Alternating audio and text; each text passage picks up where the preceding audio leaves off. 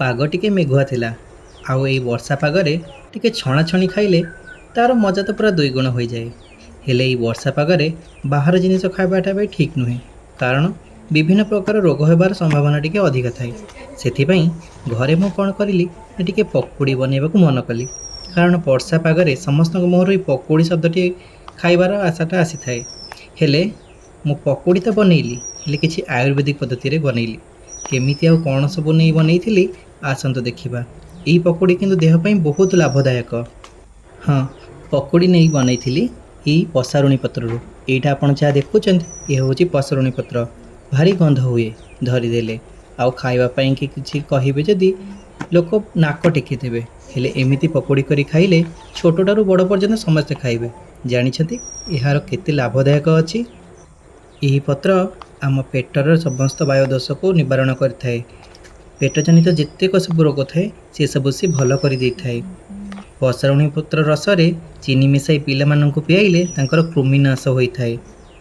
ପସାରୁଣୀ ପତ୍ରରେ ଅଳ୍ପ ମରିଚ ଚୂନା ଦେଇ ପିଲାମାନଙ୍କୁ ଖାଲି ପେଟରେ ପିଆଇଲେ କୃମି ମଧ୍ୟ ନଷ୍ଟ ହୁଅନ୍ତି। ପେଟର ବାୟୁଦୋଷ, ପେଟ ଫୁଲା ସବୁ ଭଲ ହୋଇଯାଇଥାଏ। ଏହି ପସାରୁଣୀ ପତ୍ର ରସରେ ମରିଚ ଚୂନା ମିଶାଇ ପିଇଲେ ବାୟୁଜନିତ ପୀଡ଼ା, ଘୋଳା ବିନ୍ଧା ମଧ୍ୟ ଭଲ ହୁଏ। ଏହାପରେ ମୁଁ ଯାଇଥିଲି ଭୃଷଙ୍ଗ ପତ୍ର ଆଣିବା ପାଇଁକି।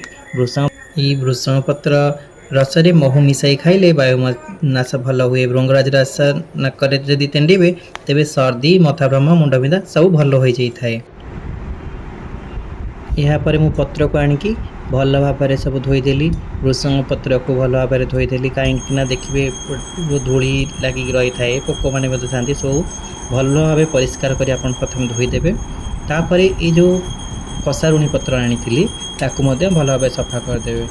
ତାର ଆଗପଟ ପଛପଟ ଭଲ ଭାବରେ ଧୋଇଦେବେ, ଯେମିତି କୌଣସି ଧୂଳି ରହିବନି। ଆଉ ଯଦି କିଛି ପୋକ ଥିବେ ଭଲକି ଆପଣ ସଫା କରିଦେବେ। ବର୍ଷା ଦିନ ନା, କିଛି ପାଣି କାଦୁଅ ଛିଟିକି ପଡ଼ିଥିବ, ଯେତେ ଆପଣ ପରିଷ୍କାର କରିକି ତାକୁ ଆପଣ ଯାହା ବି କିଛି ବନାଉଛନ୍ତି ବନେଇବେ। ସେମିତି ଧୋଇ ଦେଇକି ଭଲ ଭାବରେ ତାକୁ ଚୁପୁଡ଼ିକି ମୁଁ ଗୋଟେ ପାତ୍ରରେ ଥୋଇଦେଲି। ଏବେ ମୁଁ ଭୃଷଙ୍ଗ ପତ୍ର, ପସାରୁଣୀ ପତ୍ର ସଜାଡ଼ିକି ରଖିଦେଲି। ତାପରେ ଆପଣଙ୍କୁ ମୁଁ ଦେଖାଉଛି ଅଦା। ଏଇ ଅଦା ଖଣ୍ଡେ ମୁଁ ଆଣିକି ତା ଚୋପା ଏମିତି ଛଡ଼େଇ ଦେଇଥିଲି, ତାକୁ ମୁଁ ଗ୍ରେଟେଡ୍ କରିଦେଇଥିଲି, କରିକି ରଖିଦେଲି। ଏବେ ଧନିଆ ପତ୍ର ମୁଁ ଏତିକି ରଖିଲି। କଞ୍ଚା ଲଙ୍କା ଖୋଜିଲି ପାଇଲିନି। ଏବେ ଏଇ ସୁକୁଟି ସାହୁ ଦୋକାନରୁ ସୁକୁଟି ଲଙ୍କା ମୁଁ ଆଣିଥିଲି। ଏଇଟା ତ ସୁକୁଟି ସାହୁର ସୁକୁଟି ଲଙ୍କା, ଦେଖନ୍ତୁ ଏଇଟା ମୁଁ ଆଣିଥିଲି। ତ ଏଇଟା ଗୋଟେ ମୁଁ ପକାଇଲି, ଆଉ ଅଦାକୁ ଯେଉଁ କୋରି ଦେଇଥିଲି ସେଇଟା ଏମିତି ଭାବରେ ରହିଥିଲା। ତାପରେ ମୁଁ ଗୋଟାଏ ପିଆଜ ଆଣିଥିଲି ମିଡ଼ିୟମ୍ ସାଇଜ୍ର, ଯାହାକି ଆପଣ ଦେଖିପାରୁଥିବେ। ତାକୁ ଏମିତି ସମାନ ଚୁନ୍ ଚୁନ୍ କରିକି ମୁଁ କାଟିଦେଲି। ପୁରା ତାକୁ ଚୁନା ଚୁନା କି ଲମ୍ବା ଲମ୍ବା କାଟିଦେଲି। ଆପଣ ଚାହିଁଲେ ବି ତାକୁ ସ୍କୋୟାର ସେପ୍ରେ ମଧ୍ୟ କାଟିପାରିବେ। ମୁଁ ଏମିତି ଲମ୍ବା ଆକୃତିର କାଟି ଦେଇଥିଲି। ଦେନ୍ ଆକୁ ଏମିତି କାଟିକି ସବୁ ଗୁଡ଼ାକୁ ଆପଣ ତ କୋଲା ଗୁଡ଼ାକୁ ଖୋଲିଦେବେ, ଠିକ୍ ଅଛି। ତାପରେ ମୁଁ ନେଇଥିଲି ଫର୍ଚ୍ୟୁନ୍ର ବେସନ।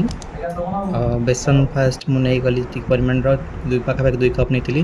ତାପରେ ଗରମ ମସଲା, ଚାଟ୍ ମସଲା, ମିଟ୍ ମସଲା, କାଶ୍ମୀରୀ ଚିଲ୍ଲି ପାଉଡ଼ର, ଲୁଣ, ହଳଦୀ ଏସବୁ ପକାଇଦେଲି। ସ୍ୱାଦ ଅନୁସାରେ ଆପଣ ଲୁଣ ଯେତିକି ଦେଇପାରିବେ। ବାକି ସବୁକୁ ମୁଁ ଭଲ ଭାବରେ ଗୋଳେଇଦେଲି। ଗୋଳେଇ ସାରିଲା ପରେ ଏବେ ଯେଉଁ ପତ୍ର ଗୁଡ଼ା ଥିଲା, ଭୃଷଙ୍ଗ ପତ୍ରକୁ ମଝିରୁ କାଟି ଦେଇଥିଲି।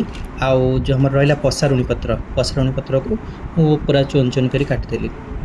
ୟାର ନା କିଛି ଟେଷ୍ଟ ମାନେ ଆପଣ ଗନ୍ଧ ବି ବାରି ପାଇବେନି, ପୁରା ଭଲସେ ଲାଗିବ। ତାପରେ ଲଙ୍କା, ସୁକୁଟି ସାହୁ ଲଙ୍କା କହୁଥିଲି ସେଇଟା ପକାଇଲି। ଦେନ୍ ଆପଣଙ୍କର ଅଦା ପକାଇଲି, ତାପରେ ଧନିଆ ପତ୍ର ପକାଇଥିଲି।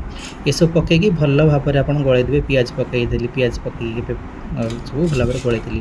ଆପଣ ପେଷ୍ଟଟାକୁ ଏମିତି କରିବେ ଯେମିତି ପୁରା ମିଡ଼ିୟମ୍ରେ ରହିବ, ପୁରା ପତଳା ହେବନି କି ପୁରା ମୋଟା ହେବନି, ଏମିତି ଆପଣ ରଖିଦେବେ, ଠିକ୍ ଅଛି। ତାପରେ ତେଲ କଡ଼େଇ ଗରମ କରିକି ଏବେ ଗୋଟେ ଏମିତି ଛାଣିଦେଲି। ମୋ ମାଆଙ୍କୁ ଦେଇଥିଲି ବୋଉ ଏଠି ଛାଣିବା ପାଇଁକି। ତ କାହିଁକିନା ସବୁ ଏପଟୁ ମୁଁ ସବୁ ପ୍ରସ୍ତୁତି କରିଦେଲା ପରେ ବୋଉଙ୍କୁ ସେ କାମରେ ଲଗାଇଦେଲି ଛଣାଛଣି ପାଇଁକି। ତ ସିଏ ତାଙ୍କୁ ଭଲ ଭାବରେ ଛାଣି ଦେଉଥିଲେ। ତ ଯେତେବେଳେ ଛଣା ବାସ୍ନାଟା ହେଉଥାଏ ସେତେବେଳେ ମସ୍ତ ଲାଗୁଥାଏ। ଆଉ ଏବେ ଆମର ପକୁଡ଼ି ପୁରା ରେଡ଼ି ହୋଇଗଲା। ଆକୁ ଥରେ ଆପଣ ଟେଷ୍ଟ କରି ଖାଆନ୍ତୁ, ଦେଖିବେ ମସ୍ତ ଲାଗିବ। ଆଉ ଛୋଟଠୁ ବଡ଼ ପର୍ଯ୍ୟନ୍ତ ସମସ୍ତେ ଖାଇବେ, କେବେ ପିତା କିଛି ବି ମାନେ ବ୍ୟାଡ୍ ଟେଷ୍ଟ କିଛି ଲାଗିବନି। ଆଉ ଏଇଟା ଦେହ ପାଇଁ ବହୁତ ଭଲ। କିଷାନ ଟମାଟର ମୁଁ ସୁଇଟ୍ ଆଣ୍ଡ ସ୍ପାଇସି ବାଲା ଯେଉଁ ଟମାଟୋ ସସ୍ କେଚପ୍ଟା ଆଣିଥିଲି। ଦେନ୍ ତା ସହିତ ଆପଣ ମଡ଼େଇ ଖାଆନ୍ତୁ, ଆହୁରି ଟେଷ୍ଟ ତା'ର ମାନେ ପୁରା ଡବଲ୍ ହେଇଯିବ ଟେଷ୍ଟ, ଆପଣ ମାନେ ଇମାଜିନ୍ କରିପାରିବେନି। ପସାରୁଣୀ ପତ୍ର ଆପଣ ପକୁଡ଼ି ଥରେ ବନେଇକି ଦେଖନ୍ତୁ, ଖାଇକି କମେଣ୍ଟ ମଧ୍ୟରେ ଜଣାନ୍ତୁ କେମିତି ଲାଗିଲା। ରହିଲି, ଜୟ ଜଗନ୍ନାଥ।